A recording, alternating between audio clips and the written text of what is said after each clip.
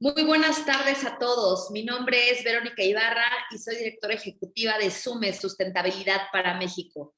Bienvenidos a nuestro webinar. Solicitamos amablemente apagar sus cámaras y silenciar sus micrófonos para esta sesión.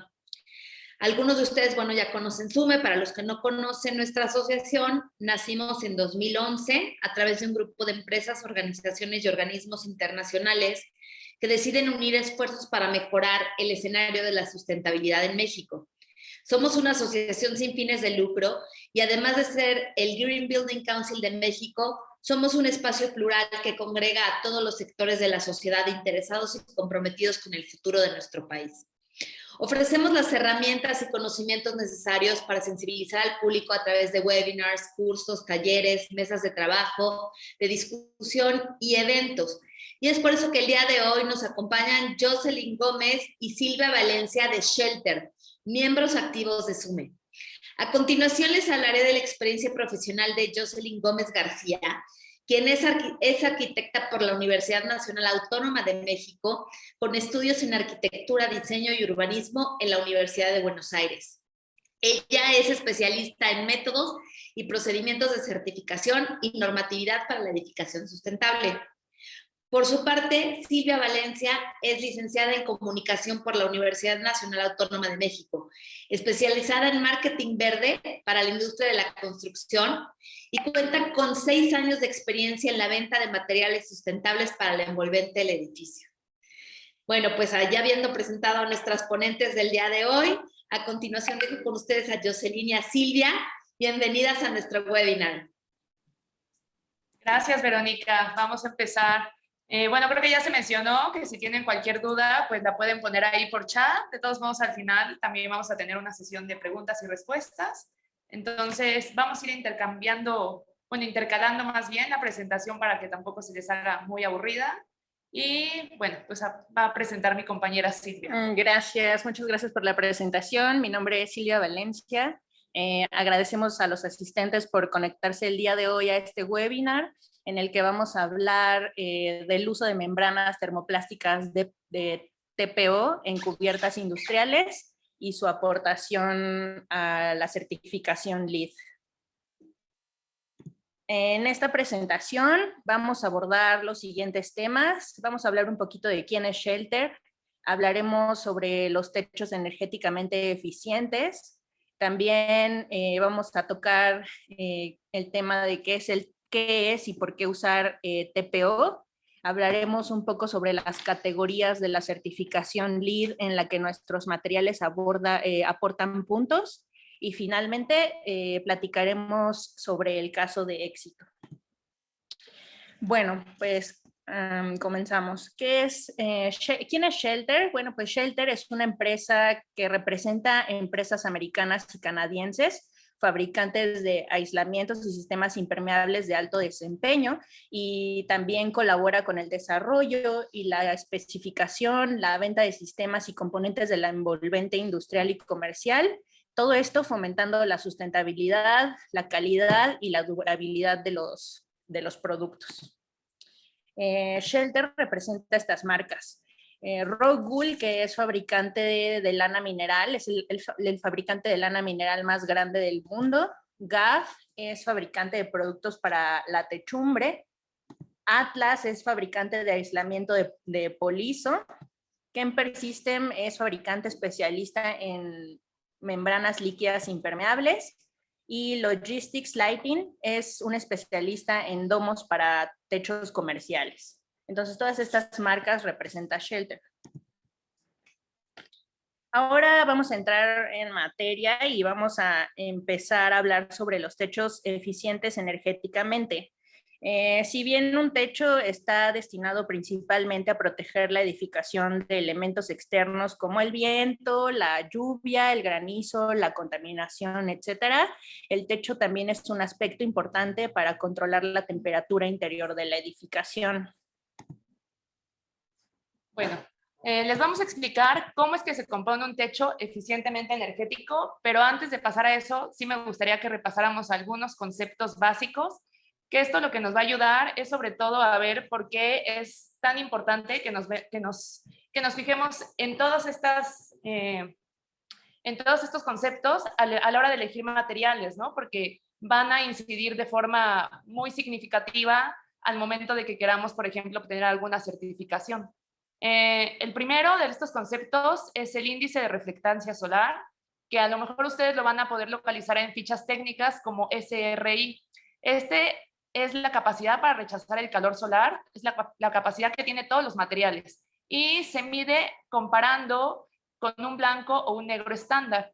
El negro estándar se mide en 0 y el blanco estándar en 100. Entonces, lo que tenemos que estar buscando siempre es que nuestro material tienda a ser blanco. Si bien va a ser casi imposible que cualquier material alcance este blanco, pues sí que se aproxime, ¿no? Que los valores sean como muy cercanos al 100. Ahora, para determinar este valor hay que fijarse en dos conceptos. Uno es la reflectividad, que también lo van a encontrar como SR, y esto es cuánta energía solar se refleja en una superficie, donde 0 es que toda la luz solar y el calor se absorbe, y 1 es que el 100% se refleja, es decir, pues que no se va a calentar, ¿no? Ese material.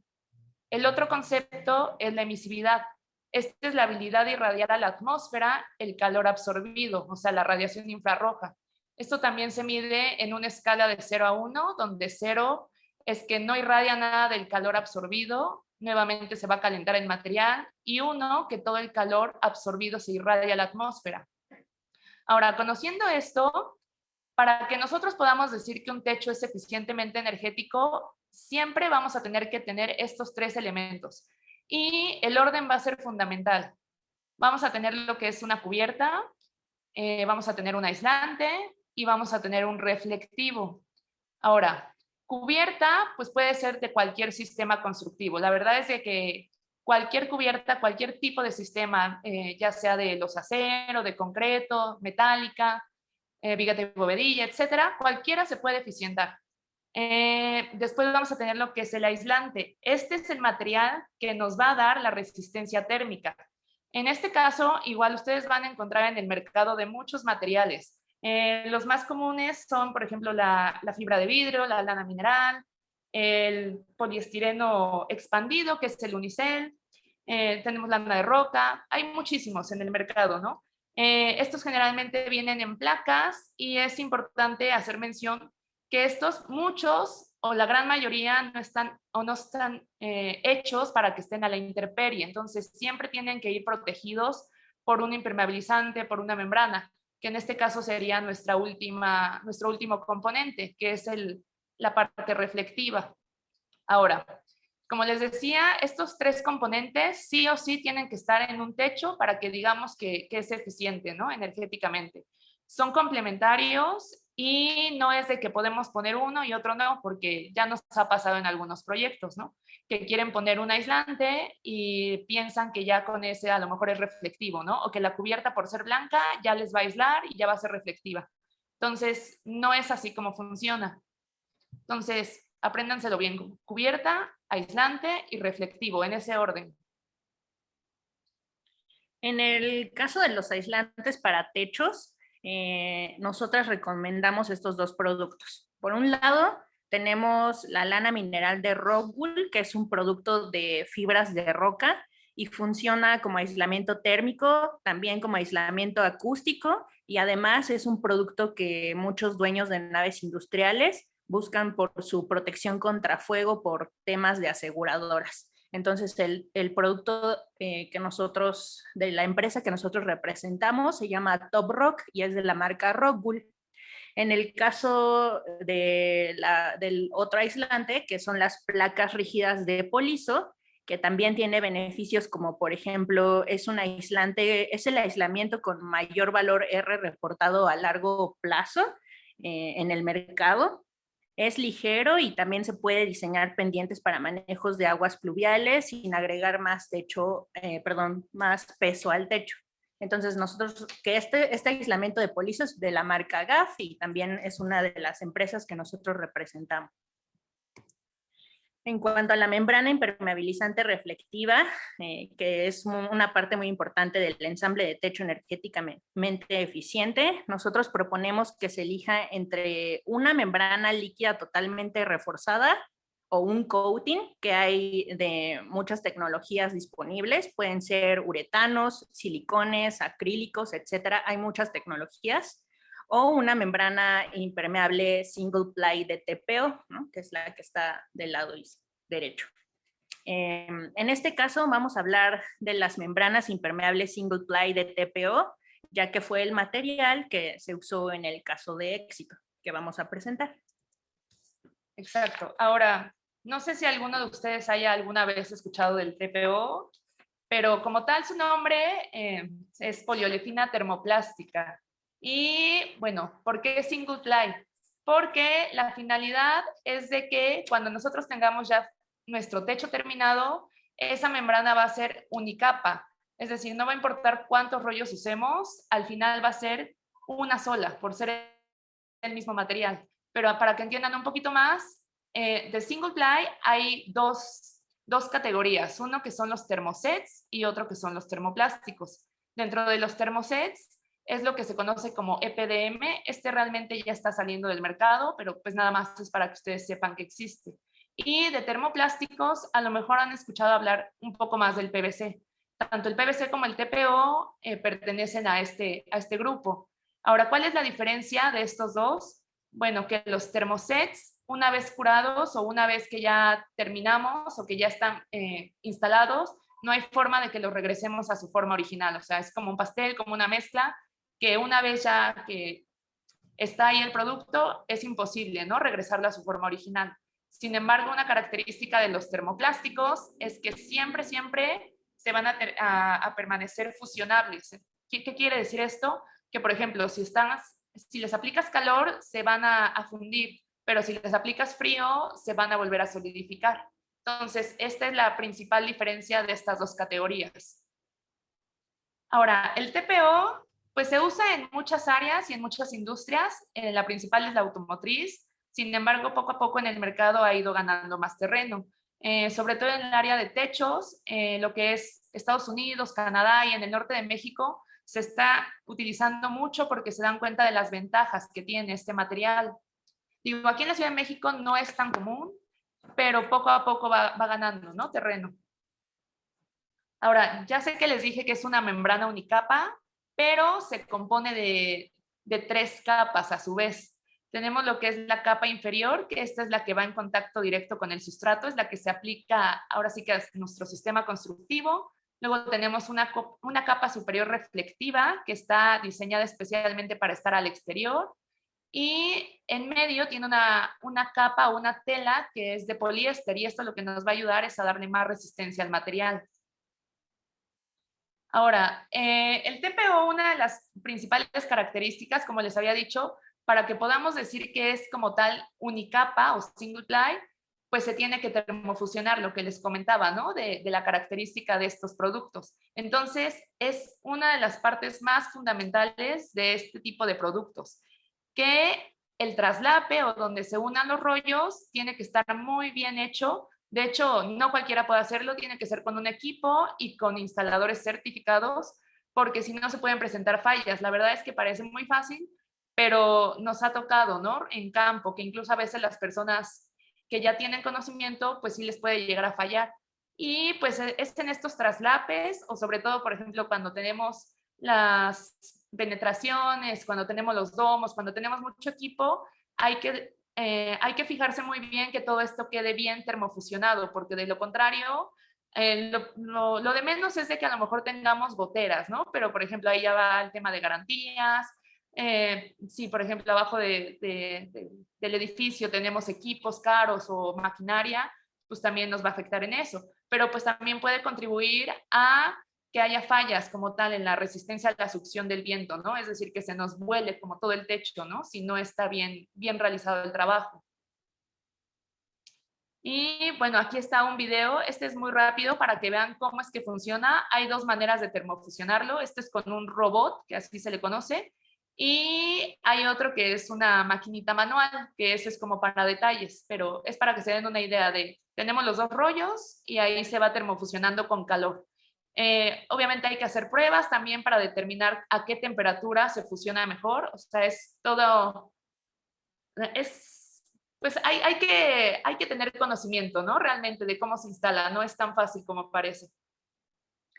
Y bueno, sabemos que todas las membranas deben de estar fijadas al edificio, por lo que ahorita vamos a revisar rápidamente las opciones de fijación de los sistemas de TPO.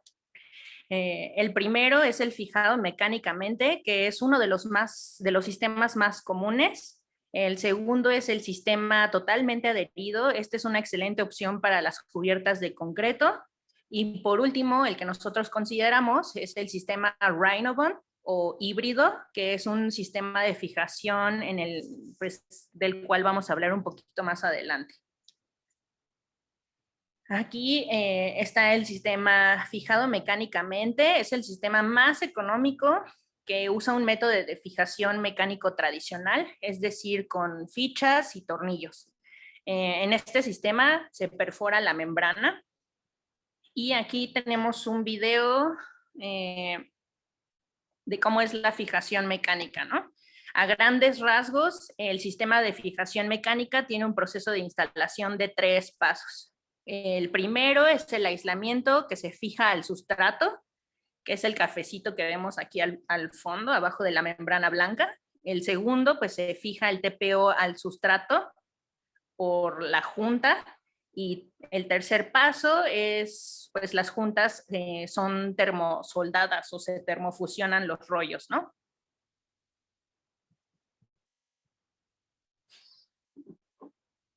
Y bueno, ese es a grandes rasgos la instalación de 3 pasos.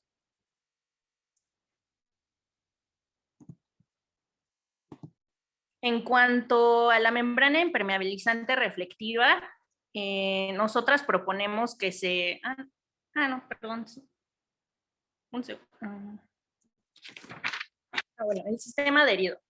En este caso, el sistema adherido es uno de los más costosos. Aquí la membrana no se perfora y se usan adhesivos base agua, base solvente y de dos partes. También aquí en este sistema de fijación es importante mencionar que tenemos opciones que son bajos o libres también en VOCs. Y el Rhinobond, que es el sistema híbrido en el que se usan fichas que tienen una capa de TPO también y se fusionan directamente mediante un campo electromagnético, y esto se hace con esta máquina que se ve aquí al fondo roja, y esto se hace mediante un método de inducción. Y bueno, ahora vamos a ver los beneficios. El TPO es una de las membranas más populares en el mercado de la impermeabilización y es una de las que ha tenido mayor crecimiento. Y esto se debe a que tiene varios beneficios. Uno es el gran valor, ya que tiene excelente rendimiento con un precio rentable. Otro es que tiene excelente resistencia de las juntas.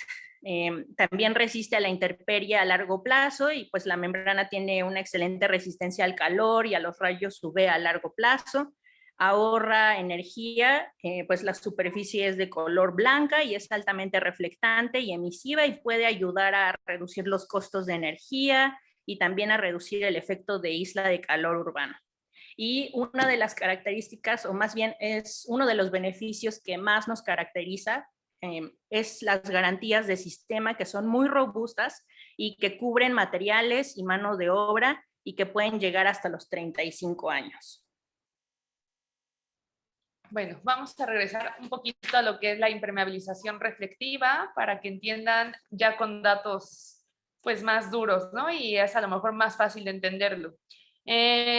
Supongamos que tenemos un techo de acero galvanizado y que no le hemos puesto ningún aislante, ningún impermeabilizante. ¿Esto qué va a pasar o qué va a suceder en la cubierta? Pues nos va a añadir grados centígrados, ¿no? Ahí a la izquierda podemos ver lo que es los grados centígrados que estaría añadiendo a la temperatura. Entonces, es decir, si tenemos, no sé, que estamos en Monterrey trabajando y estamos a 30 grados, pues esa cubierta, al ser de color negro, pues va a aumentar otros 40, 45 grados centígrados. Es decir, Si estamos a 30 más otros 40, ese techo en realidad va a estar a 70 grados centígrados. Pues ya no digamos si estamos trabajando en Mexicali o en otras zonas donde pues las temperaturas son muy, muy altas, ¿no? Y pues también tenemos aquí en esta gráfica, podemos ver los colores, ¿no? El rojo, que es como muy popular, o el color barro, pues sí ayuda, no aumenta tanto la temperatura, pero pues tampoco es lo ideal, ¿no? Porque al final de cuentas nos sigue añadiendo grados centígrados a la cubierta. En este caso son unos 30 grados centígrados. Entonces, lo ideal y de lo que hemos hablado, pues es de que nuestro material o nuestro reflectante pues se acerque lo más posible a lo que es el blanco, ¿no? Les digo, va a ser muy, muy difícil encontrar un material que se acerque completamente al 100%, pero por ejemplo el TPO pues tiene un componente químico que es el dióxido de titanio, que esto lo hace altamente reflectivo. Entonces sí va a haber un aumento de temperatura en la cubierta, pero va a ser de muchísimo menos de 10 grados centígrados, ¿no? Entonces esto pues nos va a ayudar a que el techo pues no absorba el calor ni lo irradia al interior. Ahora, hay un sitio que quisiera que también ustedes supieran, que se llama el Consejo del Cool Roof Rating, y este es un organismo creado en Estados Unidos. Ustedes pueden acceder a esta página, es completamente gratis, nada más se registran, y ahí pueden ustedes buscar cualquier tipo de producto que vaya al exterior o que vaya en envolvente. Y este les va a arrojar estos valores de los que hablábamos, ¿no? La reflectancia solar, la emitancia térmica, todo lo que ustedes puedan necesitar para un proyecto, ahí se los puede arrojar. Los fabricantes como tal están obligados a darles estos números, ¿no? Pero en dado caso de que no hubiera, pues ustedes también pueden consultarlos. Lo único malo es de que sí, la base de datos que tienen es más para productos americanos y a lo mejor no van a encontrar ahí pues cualquier material, ¿no? Pero pues está bueno que ustedes sepan, ¿no? Entonces ahí arriba está la página y si quieren se pueden meter y les digo, ahí pueden encontrar de todo tipo de productos, o sea, no solamente impermeabilizantes, sino que también pueden encontrar asfálticos, pueden encontrar de madera, de piedra, o sea, hay de todo tipo de productos. Ahora, ¿cómo es de que Shelter se liga como a este tipo de certificaciones? Bueno, no sé si ya sepan, ya creo que deberíamos saber todos a estas alturas, que como tal no hay materiales certificados LEED ni materiales LEED, ¿no? Que es lo que a veces nos llegan a preguntar. Realmente lo que hacen los materiales es que contribuyen a obtener estas certificaciones. En el caso de LEED, pues se alcanzan las certificaciones acumulando puntos. Entonces, realmente los materiales que ustedes van a emplear ahí, o en este caso, muchos de los materiales que nosotros vendemos, aportan puntos para obtener estas certificaciones.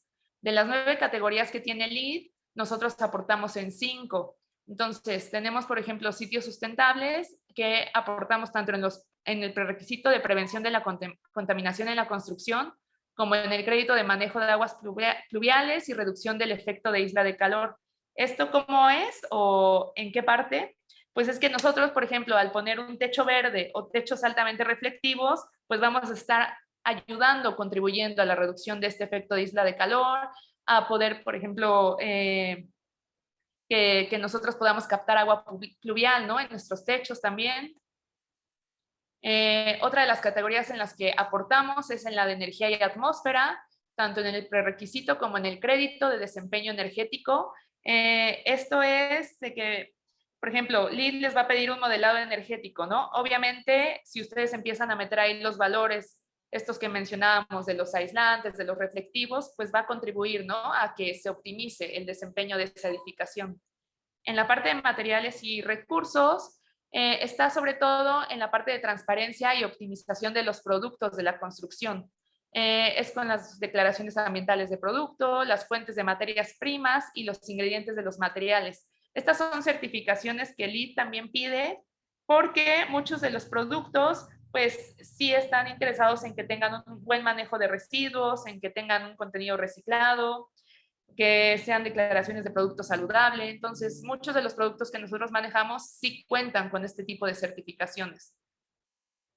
Y por último, en el calidad ambiental interior, en esta categoría también podemos contribuir con lo que son materiales de baja emisión, el confort térmico, la iluminación interior, la iluminación natural y el desempeño acústico. Y bueno, es lo mismo, ¿no? O sea, los materiales que tenemos, o sea, hay aislantes tanto térmicos como acústicos. La parte que les decía Silvia de Logistics Lighting, que se encarga de todo lo que es la iluminación natural, mayormente cenital, ¿no? En este caso, pero es para que se den una idea de todo lo que podemos manejar y en cómo podemos contribuir, ¿no? Para obtener estos puntajes. Y bueno, pues ahora vamos a platicar un poquito sobre el caso de éxito que queremos que conozcan y en el que se utilizó la membrana TPO de GAF. Es el de Juárez 44. Juárez 44 es un proyecto ubicado en Ciudad Juárez, Chihuahua, y que tiene una superficie de 20.093 metros cuadrados. Es una nave industrial con cubierta de lámina, muros tilt-top, y nosotros participamos en el sistema de cubierta instalado por uno de nuestros contratistas certificados. Es por eso que se le dio una garantía con GAF de 20 años en materiales y mano de obra al dueño del edificio y una garantía de resistencia a la punción y granizo de 1 pulgada. Se certificó como una obra nueva en Corsh and Shell en diciembre de 2020 y obtuvo 67 puntos con una certificación oro. Ahora, en esta cubierta, el sistema que se empleó era un techo de lámina con un aislamiento de polizo de 2 pulgadas. Este aislamiento tenía un recubrimiento de fibra de vidrio porque, como les mencionó Silvia, en Ciudad Juárez, no sé si sepan, pero tienen un problema fuerte cuando graniza, ¿no? Hay ocasiones en que los granizos son muy grandes y pues pueden perforar la membrana, pueden dañar el aislamiento. Entonces, aquí lo que se propuso fue justamente este aislante con fibra de vidrio. Lo que hacía era que el facer o el revestimiento pues es más duro, ¿no? Y le da mayor resistencia justamente contra estos granizos. Y posteriormente se puso el TPO de 60 milésimas, este es un grosor, es el más común usado, y se fijó mecánicamente. Ahora, para la parte de... Hay partes del proyecto en donde a veces la membrana se tiene que adherir. Entonces, para este caso, se utilizaron adhesivos de bajos contenidos volátiles, porque así lo requería también LEED. En esta tablita vamos a ir viendo como cada uno de los materiales. Por ejemplo, aquí tenemos lo que es el aislamiento térmico, ¿no? Y ahí se puede ver claramente en qué categorías fue que se contribuyó, ¿no? En la de energía y atmósfera, materiales y recursos, y en la calidad del ambiente interior, ¿no? Y las certificaciones con las que cuenta ese material. Luego tenemos, por ejemplo, lo que son los adhesivos, los primers, los limpiadores, los tornillos, o sea, todas las fijaciones mecánicas, todas esas también tienen certificaciones. Y bueno, por último, la membrana, ¿no? Que es la que va en la parte más externa del edificio, e igual, todas las categorías en las que pudimos contribuir, ¿no? Ahora, esto fue algo que nos pasó, que nos ha pasado varias veces en proyectos LEED, y es de que ustedes, ¿qué considerarían como interior y exterior? O sea, ¿el exterior sería donde termina la lámina de ese techo o donde termina ya con la membrana impermeabilizante? O sea, es ahí un poquito algo que se ha estado debatiendo mucho. Entonces, para que se pongan a pensar, ¿no? Y para que, sobre todo, se los decimos para que no vayan a perder puntos en algunas categorías, porque ya nos pasó en un proyecto. Y es que el USGBC tiene una definición, ¿no? Para ellos, interior del edificio es todo lo que está dentro de la membrana impermeabilizante, es decir, todo lo que está abajo, los aislantes que le meta, las fijaciones, los adhesivos, todo eso va a estar considerado como interior del edificio. Y en la parte exterior, pues se define como todo lo que está fuera del sistema de impermeabilización, ya sea primario o secundario, y esto puede ser membranas impermeabilizantes o barreras resistentes al aire y al agua, que ahorita les explico más. Entonces, no todos los aislantes, no todos los adhesivos están diseñados para estar exterior, como les había dicho. Bueno, para estar interior más bien, perdón. Entonces, muchos de ellos no cuentan con certificaciones de bajos contenidos volátiles y todo lo que les había mencionado. Entonces, si no se es cuidadoso, es posible que en algunas categorías no nos den los puntos por esto. Entonces, es importante que sí elijamos materiales, sobre todo si se va a obtener una certificación, que tengan esto, ¿no? Ya les mencionó Silvia, tenemos estos de GAF, pero también contamos con otro polizo, otros aislantes de otras marcas como de Atlas, que también cuentan con estas certificaciones.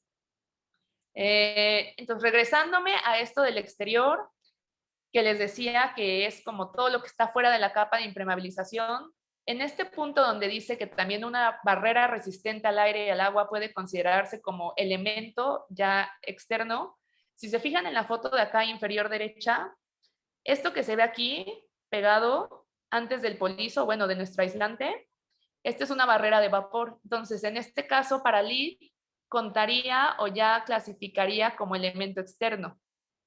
Entonces, nosotros podemos poner una barrera de vapor y ya con eso vamos a cumplir, por decirlo así, con LEED, ¿no? Entonces, ya el polizo, el coverboard que pongamos encima, ya no va a considerarse como interior. Entonces, esta barrera de vapor puede ser incluso de polipropileno, puede ser algo muy sencillo, ¿no? Entonces, para que ustedes lo tengan en cuenta. Ahora, en este caso, para la parte de calidad del ambiente interior, pues se instalaron domos prismáticos. Fueron 74 domos, todos estos son un material que se llama policarbonato y pues todos los marcos de aluminio son resistentes, bueno, tienen un puente térmico, ¿no? Ahora, ¿cómo es que determinamos cuántos? Generalmente la recomendación que se hace es que sea de 3 al 5% del área, lo que se vaya a implementar con domos. En este caso se hace a través de un software en donde se meten datos del proyecto, se mete la ubicación, se mete el uso, los mobiliarios, las alturas, todos los datos que conozcamos del proyecto, y lo que va a hacer es de que va a ver cuál es la mejor opción, ¿no? Tanto en rendimiento, por ejemplo, de lo que sería calefacción y enfriamiento contra los costos, ¿no? Entonces, a lo mejor podemos tener muchos domos y vamos a tener muchísima iluminación al interior de ese edificio, pero también la ganancia energética va a ser muchísimo más. Entonces, los costos de HVAC se nos van a elevar. Aquí se hicieron los cálculos al 1, al 3 y al 5%, y al final se decidió que el 3%, o sea, esta propuesta era la más adecuada para este proyecto. Y bueno, por último, aquí tenemos unas fotos de instalación del proyecto, o sea, desde que teníamos la cubierta, luego el aislante, luego el impermeabilizante. Y bueno, no solo con estos productos de GAF podemos contribuir a la certificación LEED, también podemos contribuir al Living Building Challenge y a WELL. Y bueno, pues no solo con GAF, sino también con los materiales de las otras empresas. Y aquí tenemos estas tablitas en donde pueden revisar qué material contribuye a qué categoría, ¿no? Aquí también hay otra y pues les comento, no solo con GAF, sino con otras de las otras empresas que representamos. Y aquí arribita están las páginas en las que pueden encontrar esta información, el Transparency Catalog y estas tablas de GAF, que pues también pueden encontrarlas en esa página web, gaf.ecommerce.com.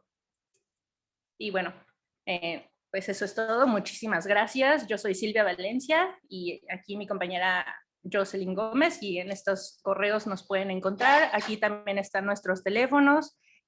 Pues contestamos casi 24/7. Gracias. Excelente, excelente su presentación, súper interesante, muy ordenado, hasta se antoja estar ahí en las naves industriales viendo todo el proceso. Padrísimo. Pues tenemos varias preguntas para ustedes. ¿Podemos empezar? La primera pregunta es, ¿cuál es la diferencia de esta membrana con las SBS y APP? Pues la diferencia principal es que son distintos materiales, ¿no?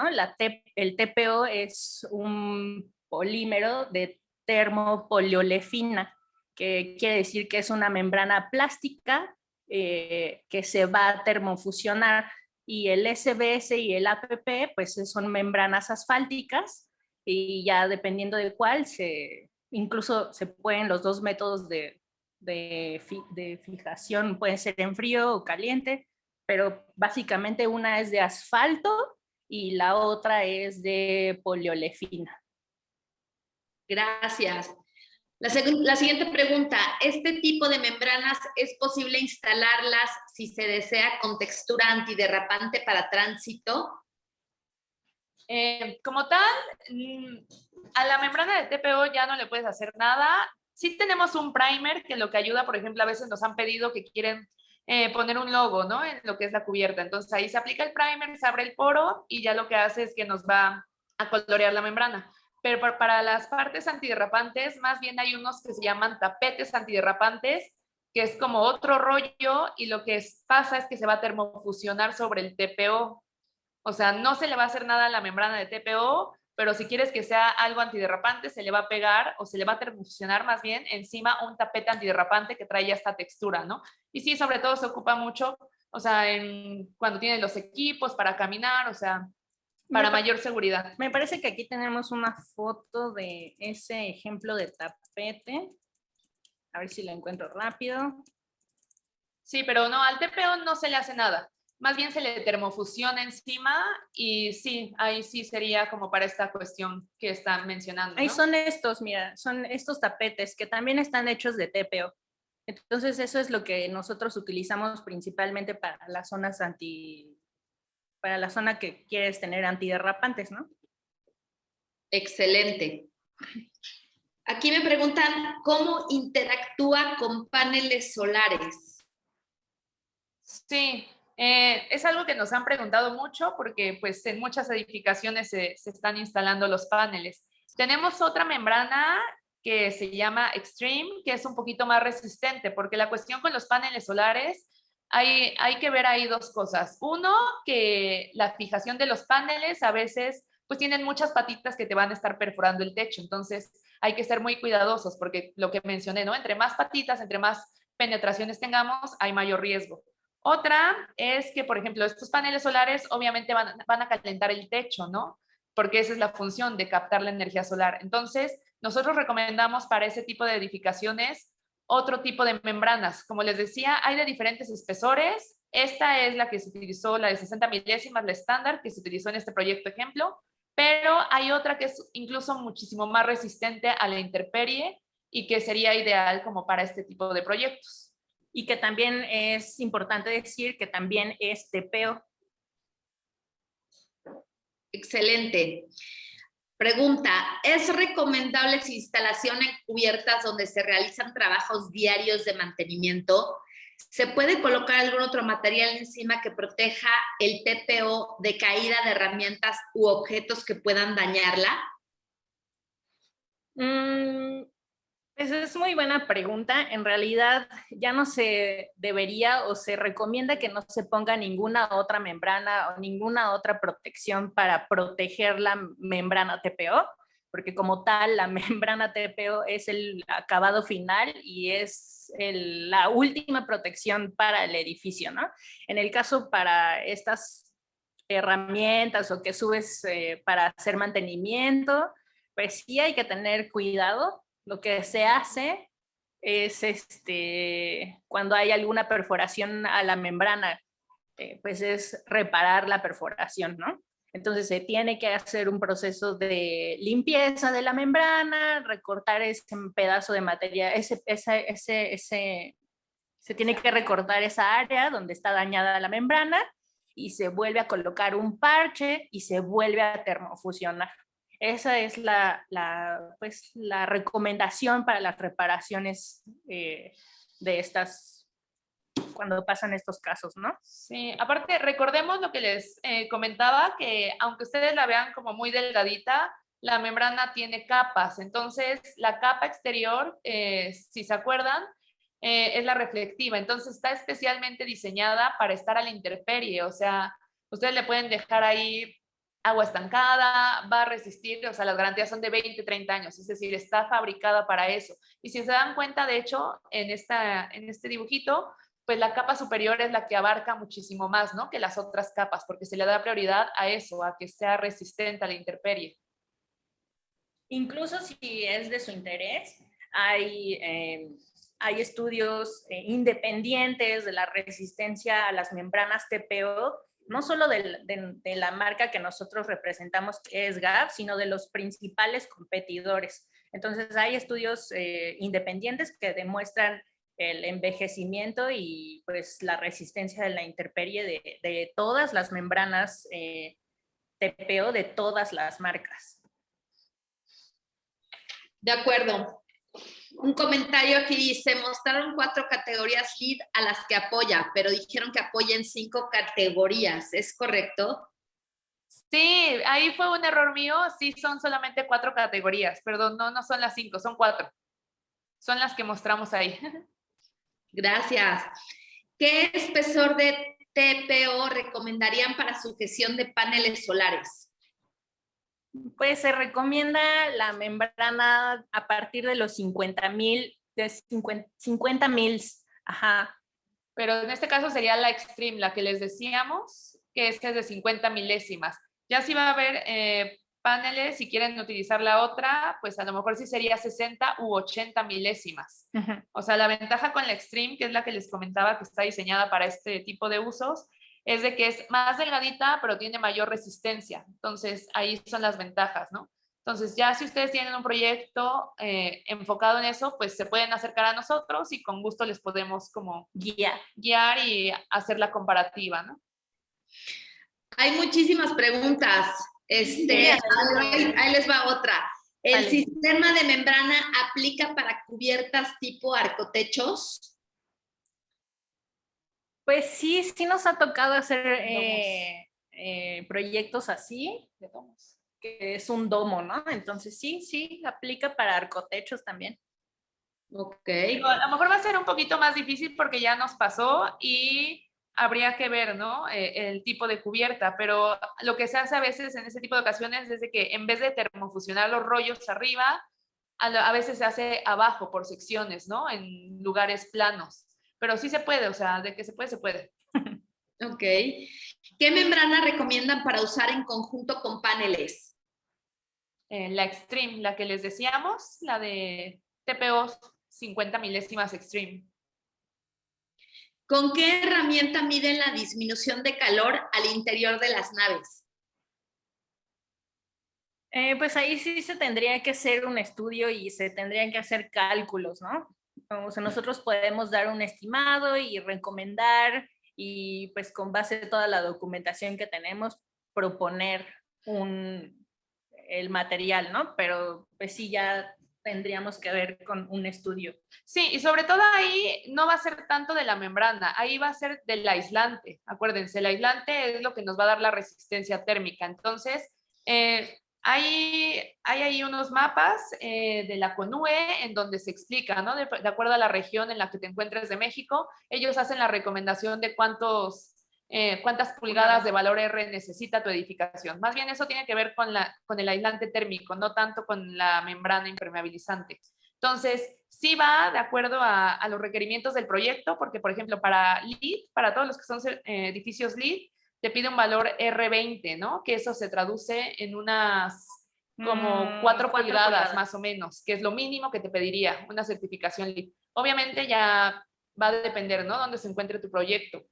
Y también el uso que tengas adentro, porque, por ejemplo, si es un data center, pues también va a ser muy diferente el uso, ¿no? Que tengas, si solamente es un almacén. Por último, ¿por qué TPO y no PVC? Bueno, aquí va a depender definitivamente de las necesidades del proyecto. El TPO, pues, está recomendado para cualquier cubierta. No hay una especificación que te diga, este es para esta cubierta, aquí se le pone TPO, ¿no? Pero la diferencia o pues la principal característica es que el PVC se ocupa para cubiertas que encima van a tener chimeneas o va a haber liberación de material como aceites, ácidos. Digamos que el PVC es más resistente químicamente, ¿no? Que el TPO. Entonces, pues sí va a ser del uso del edificio, ¿no? Si, por ejemplo, tienes muchas chimeneas que van a estar todo el tiempo aventando, no sé, aceite o van a estar arrojando ceniza al techo, pues obviamente se va a recomendar el PVC, ¿no? Porque va a haber mayor desgaste de esa cubierta.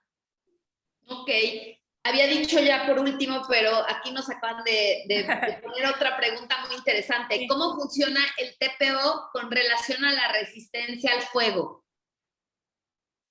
Pues esa es muy buena pregunta. Hay ensambles que se consultan y, por ejemplo, si alguien te pide una cubierta resistente al fuego, pues ya hay, pues GAF tiene ya ensambles probados, es decir, ensambles a tamaño real en donde se prueba en un laboratorio y te dice, este ensamble necesita, para que resista el fuego, necesita, no sé, 2 pulgadas de aislante y tal espesor de membrana termoplástica, ¿no?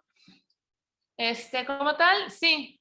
Lo que dice Silvia es cierto. No se puede aislar un material del otro porque al final de cuentas en un edificio pues vamos a tener un sistema completo, ¿no? O sea, cuando hay un incendio no se va a quemar solo la membrana, ¿no? Se va a quemar pues todo lo que tienes debajo, ¿no? No va a ser lo mismo si pones el TPO sobre el unicel a que si pones el TPO sobre una lana de roca, ¿no? Que la lana de roca no le pasa nada aunque lo sometas al fuego, ¿no?